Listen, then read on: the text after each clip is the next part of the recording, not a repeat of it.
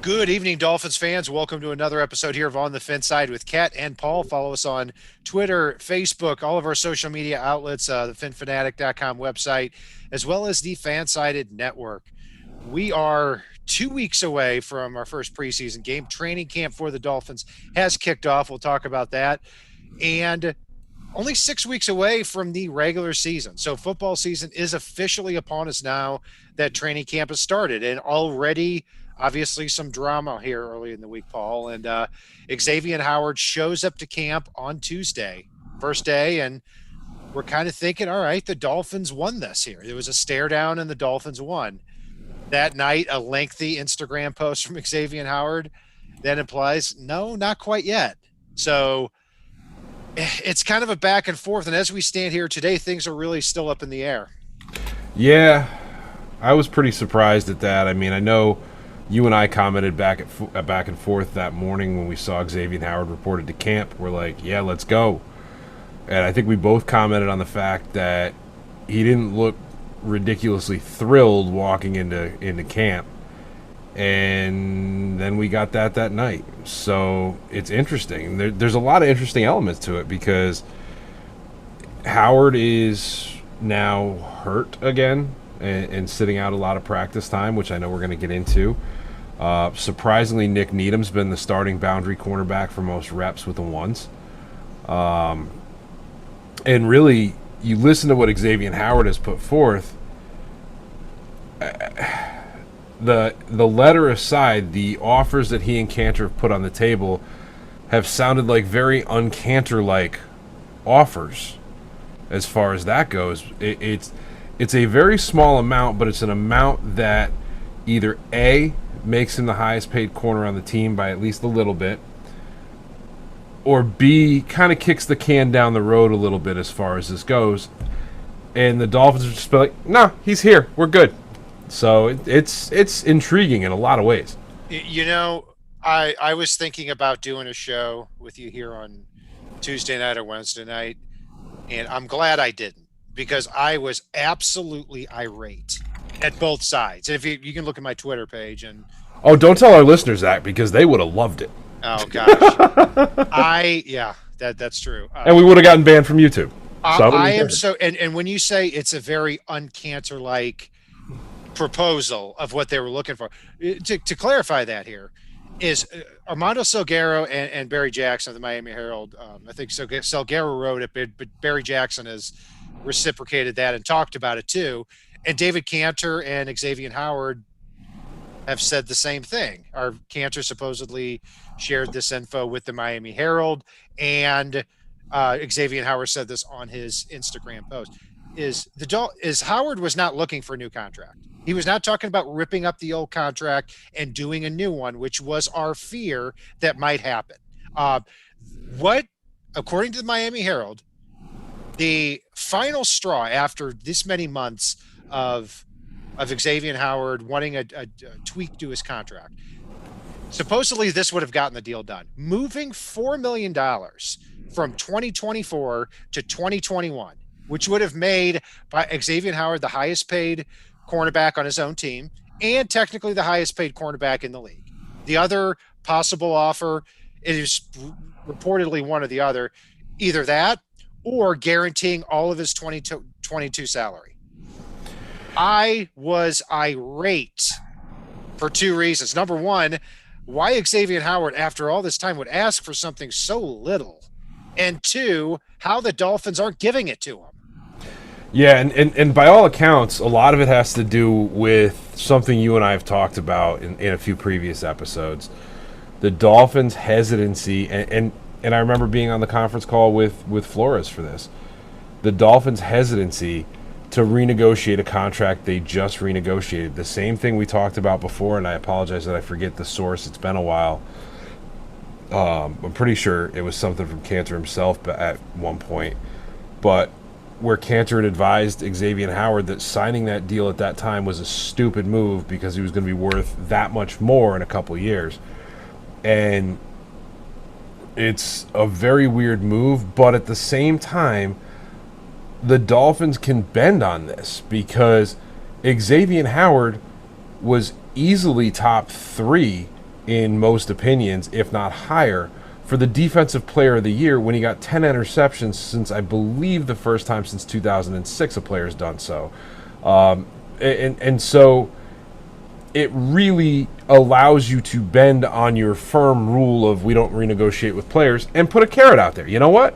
If you go out and damn near win defensive player of the year, we'll talk about money. I have so with Paul. I said we may end the show at 8 Central. I think we might go all night now. So you may got going after. Listen, we can have a part 2 of the Xavien Howard saga, and I know we're going to because it's not resolved yet. No, it's not resolved yet. And first, I think it's important we get the facts in place of how this came about. Okay, so back in 2019, and I want to go back to what you said before I get into this, Paul. Is even if David Cantor had said that, I don't think it was an unfair contract at the time, and here's why. Because Xavien Howard missed the final 4 games of the 2018 season, okay, when the Dolphins needed him the most during a playoff run. And they gave him a contract that for average per year, 5 years, $76 million, was the highest paid at the time, okay? And also in addition to that, Xavien Howard got all his upfront money in the first 2 years of that readjusted contract. Meaning that between what that comes down to is, and what Howard's upset with now, is between 2022 and 2024, it's basically a 3-year, $40 million contract with no money guaranteed. So I think Xavien Howard, if he believes, like, look, as the contract sits right now, I'm severely underpaid. And then he's really just is asking for a little bit more money to be moved around, really out of respect. And go ahead. Sorry, I just want to jump in with one thing. I've got other things I'll jump in. I'll immediately throw it back to you on, and then I'll jump in with the other things after. The big thing that I actually respected that Cantor did at the time of the renegotiation was he took, and you're right, Xavien did not get an unfair deal at that time. By reports, Cantor had told him when he tried to sign with him, don't sign one right now. This is not the right time. He tried to sign him and basically told him, don't renegotiate right now.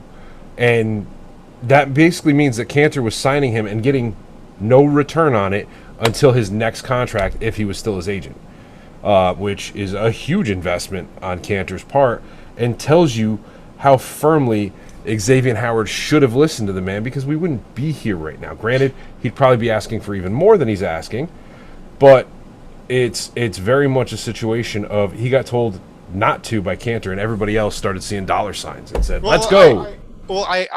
I disagree with Cantor then on that, because here's why. Because if Xavien Howard had waited one more year, in 2019, he played 5 games and he was bad in 2 of them. So if that were the case, after the year, if he had asked for the money, he wouldn't have gotten what he got in 2018. I don't disagree with what Cantor said at the time, but if Howard had that 2019 season and then asked for the money, he would have gotten less. He probably could have come back on a 1-year prove it like a lot of the guys do at that point, or gotten franchised or some goofy ass thing from there. But yeah, no, I do see your point there, but at the same time, he couldn't have predicted that he would only play 5 games. No one could have. Yeah, it's confusing because I believe that both sides have a point here, and I also believe that both sides are being stupid. Because I understand the Dolphins saying, "Hey, look, we showed so much faith in you back in 2019 when we signed you to that, knowing you were coming off a knee injury, and at the time you probably weren't the best cornerback in football." That shows a big leap of faith, and we're not just going to act like we didn't give you $24 million in guaranteed money in your first 2 years. Now, but I also don't disagree with Howard when he looks at his contract and say, "Look, I'm the best cornerback in the league. I'm not even the highest paid cornerback on my own team, not by a long shot." So what it comes down to is, are the Miami Dolphins going to lose the best cornerback in the league or trade him for in context of what he's worth, next to nothing, over not moving $4 million around or not guaranteeing his 2022 salary? I don't believe Chris Grier is that stupid. No, I think at very worst, this is going to turn ugly and long and force Xavien Howard to come back to the table in good faith, even though he already has. We know. I'm not saying he hasn't. But really, the Dolphins hold all the cards because of that contract Xavien Howard signed. He basically can either give up the money almost altogether based on fines and you name it by not showing up and holding out. The Dolphins don't have to do anything. He has to report or it rolls. I think it's week 8 he's got to report, week 9, somewhere around there. I don't have it right in front of me. But they've got him under contract. So at some point, he's got to show up, as much as he might hate it. And I don't know. We'll see what happens. So here's my other question too, and this is what I've been throwing out this week, and I'll throw the same thing to you. I'll be honest, it's kind of a rhetorical question. If the Dolphins traded Xavien Howard over $4 million to another team, let's say the Cowboys, they can't get a first rounder anywhere. They trade him for a second round pick. Okay, let's put that out there. And next year, the Dolphins don't make the playoffs. And then you look around and you see Laramie Tunsil, Xavien Howard, and Minkah Fitzpatrick, all pros on other teams, and the Dolphins don't make the playoffs because they don't have enough talent. How would you feel about that? I'd be frustrated only in the fact that the only wrong move at this point to me is not finding some middle ground with Howard. The Tunsil trade was a smart move. The Minkah Fitzpatrick trade, the guy was just being a cancer. We all know that. We all saw it. It's if it wasn't for Jonathan Martin, he probably would have been the most cancerous presence in the locker room in the past 10 years. And Adam Gase, let's face it. But it's the way that he just dug his heels in and said, no, I'm not doing that, and then went to Pittsburgh and just did that, was just astounding to me. Because he played the multiple positions that he said he didn't want to play in Miami. When he went did he though? Because I think he just played free safety there. I think maybe at one point it was talked about, but I thought he moved around in year 1. He might have, and I say that because Minkah was a baby. Yeah, but he was also right. He and I'm sorry to say, I'm not saying that's the right way to run your team. That you let the player tell you what to do. But he said, this is the position I'm best at. You drafted me for my football IQ. And they said, no, basically you're Eric Rowe. And he said, no, I'm not. And that's where the disagreement was. So now you flipped him. But basically you traded Minkah Fitzpatrick for Austin Jackson. And that is a very lopsided deal right now. So, but here's what it comes down to, okay? And this is where I do give the Dolphins a little bit of the benefit of the doubt and what I believe would have happened. If not for that stupid Xavien Howard Instagram post, okay? I believe that the Dolphins and David Cantor, they were still in the middle of the dance, and eventually throughout August, something would have gotten done. They would have met somewhere in the middle. But now Xavien Howard throws that grenade in there saying he wants to be traded. And on one hand, I say, Xavien, I think you jumped the gun and you hurt yourself here. And then on the other hand, I say, if you moved $4 million GD dollars around from 2024 to 2021 for the best player on your team at the most important position on your team, other than cornerback, you wouldn't be dealing with this nonsense right now. Yeah, God, that. Look, I'm talking out loud to myself. I'm screaming. Yeah. I'm not even in the chat here tonight. This is a me show. I'm screaming out loud to myself here tonight. Yeah, and by the way, guys, I am trying to watch the chat too, but I'm also, we're having some fun. And one thing I will say is, by all accounts, let's hold off on saying that about the Austin Jackson and Minkah Fitzpatrick trade, with what it boils down to, because there's been a lot of accounts out of camp so far with a lot of seams being open for Gaskin, for Ahmed, and Dokes and Malcolm Brown that seem to be going right through where Austin Jackson is.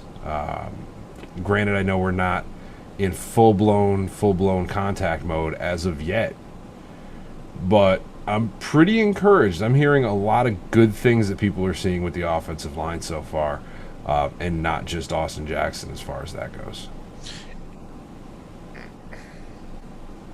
I still think the Dolphins got ripped off. Nope. Not I don't care. I don't care if they got nothing in return, even though I would want something in return. You can't keep a player that was acting like he was on your team. I agree with you. I do think that it's not a simple situation of that Minka was, everything was going great, everything was going swimmingly, and the Dolphins traded him out of the blue. I mean, I get that. I didn't like the Austin Jackson pick. I hope he gets better. He is still toolsy. He's 21. I get it, and he's got a long way to go. So let me segue here into a bunch of stupid arguments I hear people make about this Xavien Howard situation. Just things that sound nice, but don't actually make a lot of sense. First of all, Paul, oh boy, let's go through these one by one. I'm not going to name names here, but and this isn't. Can I guess? Can I guess when you say them? No. Can I anyway? You can't, but it's really not any one person in particular. It's Omar, a bunch of people. No, I don't. No, I don't listen to him.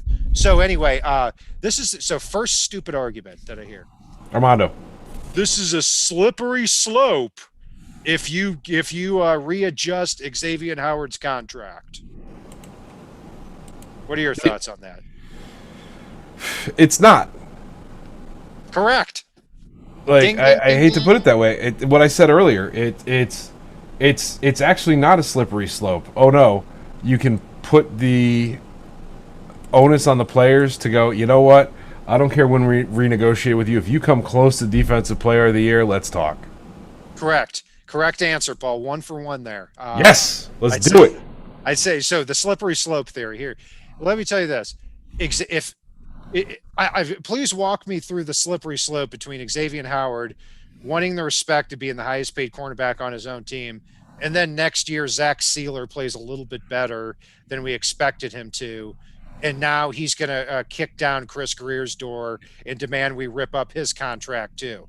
Look, that's not how it works. If he beats out Aaron Donald for Defensive Player of the Year at his position, I'll walk in Chris Greer's door with him and go, he's right. That's exactly. So yeah, if you say, I'll use Jerome Baker. Let's say Jerome Baker gets 12 sacks, 9 interceptions, and wins Defensive Player of the Year next year. Obviously, that's not going to happen. But let's say, luckily he's in Miami. They won't give it to him anyway. I'm looking at like, oh God, what a horrible situation to be in, where we've got so many Defensive Player of the Years. We've got to add a few million to their contract. Do some of you hear yourself? I mean, okay, here's a stupid argument too. That's why they drafted Noah Igbonogany. What's the point of doing that if you're not going to start him the next year? So hold on, let me watch my hands. Watch my hands. Xavien Howard, best cornerback in football. Noah Igbonogany last year, unplayable. If you no, can't hold up. You need a third hand somewhere in the middle. Like, here, one of your hands is the middle hand. So this is the Igbonogany somewhere unplayable. That hand of yours over there is the Xavien Howard, and then the middle hand in between our hands. That hand, and I apologize, I think we're on opposite sides here when I'm looking at it, but it's okay. That middle hand is Nick Needham, who's playing at the number 1 spot over Noah Igbonogany. Correct. And it's not to say Noah Igbonogany can't improve, but the bottom line is the season ended. I mean, the season ended here 8 months ago, and at the end of the year, Igbonogany was unplayable, and Xavien Howard was the best cornerback in football. The show in our chat summed it up for us, Kat. Noah. Ugh. Yeah, I mean, hey, he's got talent. Look, hey, we know what we signed up for, but you're crazy. Noah Igbonogany has a chance to be the third cornerback, and if he's the third cornerback, then he plays 65 to 70% of defensive snaps. That's a good role. And then in 2023, when Xavien Howard probably does step out of the Dolphins, Igbonogany, because how young he was when we drafted him, is only 23 years old with 2 years left on his rookie deal. That's a pretty good situation to be in. I go back to Paul too. In 2022, if they were talking about guaranteeing Xavien Howard's salary, which I believe is 13.5 million or 14.5 million, one of the two.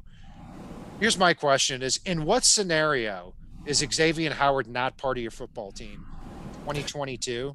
If he's asking for $25 million a year and you get offered 2 first-round picks. Yeah, that's it. And in what scenario would he be cut before 2022? Here's the there's one of two things that can happen. One of two things, very small chances. He gets arrested. Gets arrested, so 3 chances. Gets arrested, has a horrific injury at the end of 2021 that puts him out for 2022, or 3, goes from the best cornerback in the league to the worst cornerback in the league. Because even if he went from the best to middle of the pack heading into 2022, middle of the pack cornerback is Bradley Roby, Ronald Darby, a guy making 10 or 11 million a year in the NFL. So what are you so afraid of? Like, and again, I don't know. It's just yeah, and I want to clarify for our chat. I don't think either of us, and if I'm wrong, correct me, Kat, but I don't think either of us is fully down on Igbonogany. He's just not there quite yet. And he's got a hell of a lot of talent. He's very young. And he's a guy that we do think can come along, hopefully, to play a role this season and possibly move into a bigger role down the road. But as it stands right now, it's a heck of a drop-off. We're talking, like, San Andreas fault between Xavien Howard and Noah Igbonogany. Right, and we've heard good things about Igbonogany coming out of camp, and that's awesome. And look, when the Dolphins drafted Igbonogany in the 2020 draft, he had only played cornerback at Auburn for 1 year. He was a wide receiver before that. He didn't turn 21 until November of his rookie year. He's not going to turn 22 until November of his second year.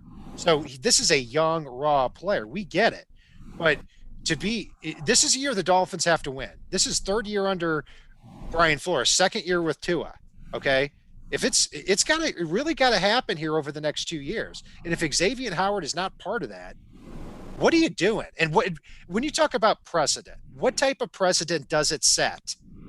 When somebody is the best player at the position, best player on your team, your star player, 28 years old, you drafted him 2016, and now he wants a few million more dollars out of respect to be moved from one place to another, and it's a flat no. And what can we get for you in a trade? Again, I don't think Chris Grier is that stupid.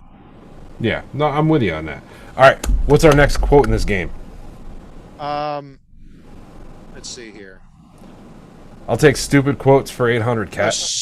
This is usually said by people who are trying to agree with me or cool me down on Twitter is, yeah, Xavien Howard is a great cornerback, but ... followed by a bunch of nonsense. Okay, if you start by just thinking Xavien Howard's good or great, you've already lost me. Okay, because just let me talk you through how incredible this guy has played. He is the first defensive back since 2007 to have 10 interceptions in a year. Antonio Cromartie was the last one. The last player to have more than 10 interceptions in a year was Everson Walls in 1981 for the Dallas Cowboys, 40 years ago. Okay, let's keep going. 4 players in the NFL have more than 10 interceptions in their last 38 games played. Xavien Howard with 22, J.C. Jackson is second with 15, and then you've got Marcus Peters and Tre'Davious White with 11. I mean, it's off the charts, the best playmaker over the last several years when he's healthy.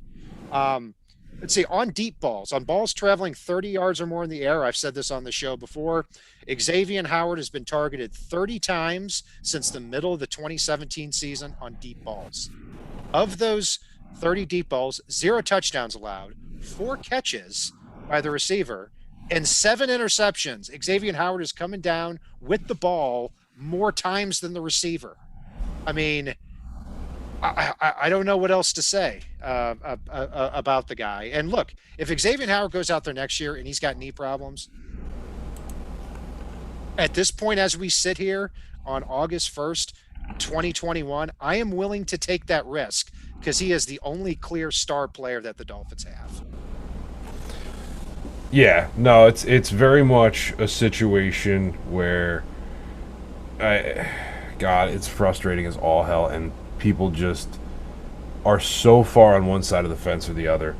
Luckily, you know what? Since I know we're short on time, and I know we can talk about this all night. I know we're going to talk about this more. Let's actually talk real quick about Tua in training camp and what we've seen so far. Yeah, let's move. I'll give you one last stupid quote, and we'll move on. You take it. Take it. Once you sign a contract, you honor it. That's my favorite. Anyway, I know how you feel about that. Yeah. What are your thoughts on Tua here and what you've heard in camp so far? I am very impressed. The video that I've seen of him, not just from the official sources, but from fans that were at practice and things like that, he's threading the ball. He's hitting deep balls in stride. He and Albert Wilson seem to have a connection. He and Jakeem Grant. He and Robert Foster. He and Jalen Waddle. He and Mike Gesicki. It's very encouraging what we've seen and heard so far. He seems to really be able to drive off that leg, and it seems to have fixed a lot of the issues, including some of the velocity ones that we saw last year. Yeah, I'm very impressed with how what I've heard too, and it also there seems to be some correlation with how how aggressive he was being here throughout the offseason. And that's exactly what we want to see. And the constants that you see and you hear coming out of camp are his footwork and how he can evade pressure and keep his eyes downfield. And that's what I'm really looking forward to. And it seems like Albert Wilson, Paul, you know, we did our locks list before too. So, you know, I think you had 36 or 37 on yours. I had 34 on mine.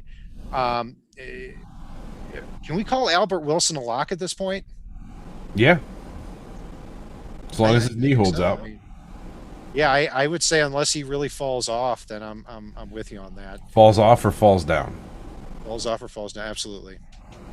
Yeah, and also too another development as well is Michael Deiter. It looks like he is. Barry Jackson said the other day he's in the driver's seat to be that starting center. And you know, I've heard some good snaps, some bad snaps from him, but you know, that would be huge. You know, because he's been a disappointment up to this point, obviously. But I really thought he was a better center than a guard coming out of Wisconsin. And you know, if he can get there, and you know, one question we asked here on the show too, during the draft, when they passed on Creed Humphrey twice in the second round, was, is it possible they like Michael Deiter a little bit more?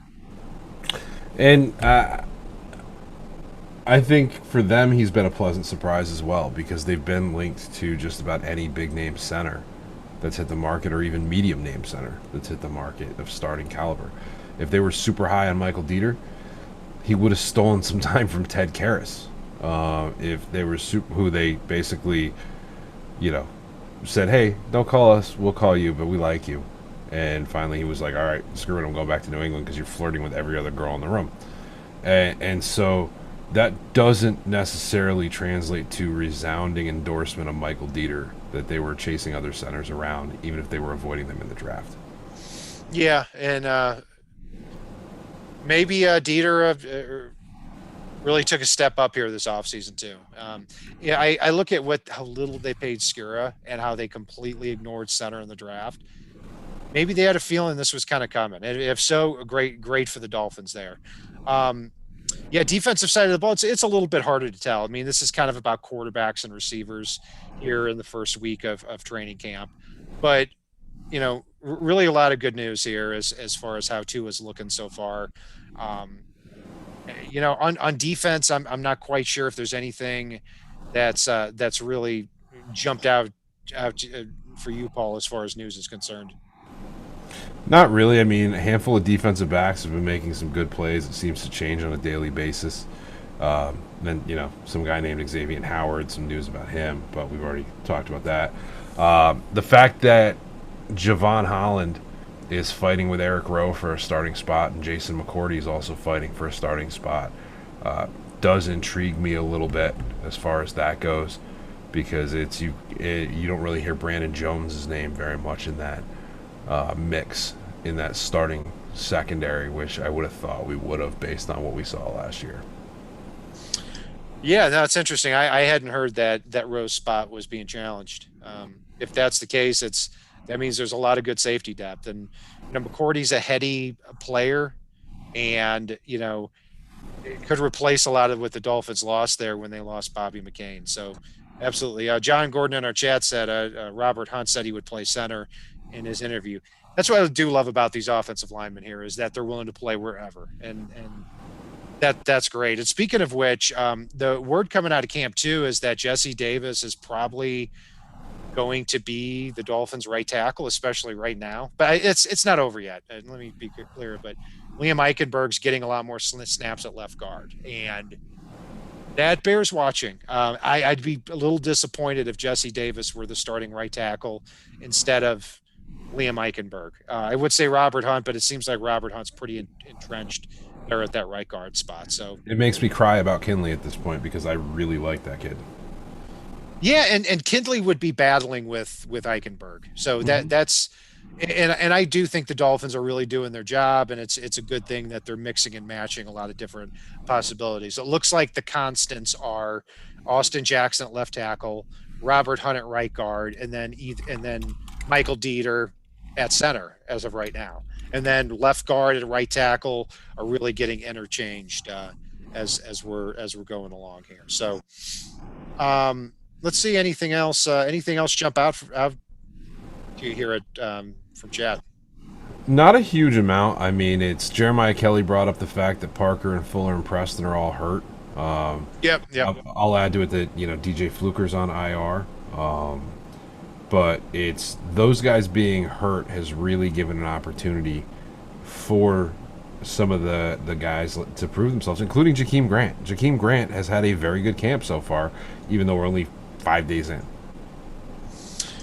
Yeah, absolutely, and that's been the Jakeem Grant continuing to hold on to the ball. To the ball. Every time you count him out, Mighty Mouse comes right back in. I mean, and again, I'll say what I said before. Disappointed as a receiver. In my opinion, the best kick returner and punt returner in the league still. So we'll see. And it looks like Lynn Bowden is losing a little bit of ground here to some of these players. I don't see what's that face. One of our listeners asked if we want Jimmy G for Howard. No. Jimmy G. Hey, we could. I mean, obviously no, but hey, I don't mind some creative trade offers here. I don't either, and it's still no. Still no. Yeah, I agree. Money Man, asked about Kirk Merritt. Heard some great things about him too. And there's some players here I feel bad for in the Dolphins team. Chris Myrick, Kirk Merritt being two of them. It's like it seems like they're always making plays in camp. But it's such an uphill battle. I mean, these guys have got to. I mean, can a practice squad player demand a trade? I mean, like, I don't know. Well, a practice squad player can sign with another team, so there's that. I mean, Merritt's a guy, we talked about him a lot when the Dolphins got him as an undrafted free agent. We talked about him a lot last year, I believe, in our undrafted free agent show. Yeah, out of Arkansas State. I mean, he's a very good athlete. Dolphins always seem to smother up these wide receivers, but it'll be fascinating to see because Parker and Preston Williams are on PUP. Jalen Waddle's a rookie. Will Fuller's going to miss the first game. There are opportunities for these receivers to step up. I do think Lynn Bowden is still a lock, and I got to say, I would, if we were redoing our lock segment, I would put Michael Deiter and I would put Albert Wilson on there. I mean, I might put Wilson on in place of Bowden at this point. Yeah, I wouldn't disagree with that. I mean, it'd be, hey, look, and Wilson could take a step back. He could get hurt. A lot of things could happen, but I've just heard for months now that he's got some great chemistry with Tua, and I can't see a player like that getting cut, especially when they don't make a lot of money here to begin with. So anyway, thank you everybody here for joining us. We're going to go a little bit deeper into training camp. We'll certainly be on if there's any Xavien Howard news. I believe Xavien Howard will be a Miami Dolphin here this year. I think this will all get resolved because after the Instagram post, I thought if things get worse the rest of the week, he's probably gone. Xavien Howard was asked the other day and basically said it's up to the Dolphins. You don't say that when you're really digging your heels in and want to leave. And all the reports are he's around training camp. He's laughing and joking with people. Yeah, it's a little bit awkward, but I think this gets taken care of. The Dolphins need Xavien Howard the next 2 years if they're going to take the step forward that we're anticipating. So thank you, everyone, for joining us. Be sure to follow me on Twitter at BrianCatNFL, Paul at Fanatic_pick, and also follow us on Twitter, Facebook, the Fansided Network, and FinFanatic.com. And if it's not on the right side and it's not on the left side, it is on the Fin side.